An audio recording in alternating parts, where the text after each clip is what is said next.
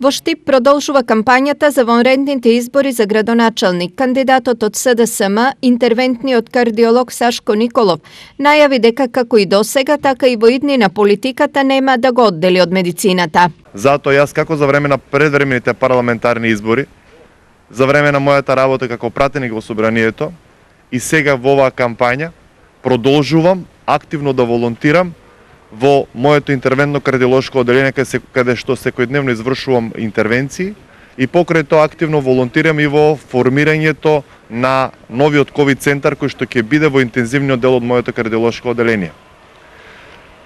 Пред се треба да си човек, потоа се друго.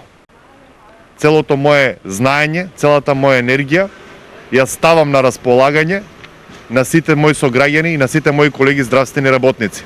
Со представување на својот градоначалнички кандидат Лазар Наумов, ВМРО денес ја започна кампањата за вонредните избори за градоначалник на Штип. Нашите заложби ќе бидат да се направи промена во Штип, да биде поубав, попросперитетен и секако да наликува на центар на источниот регион. Штипјани имаат оваа ретка можност да направат први промената во нашата држава, во Република Македонија.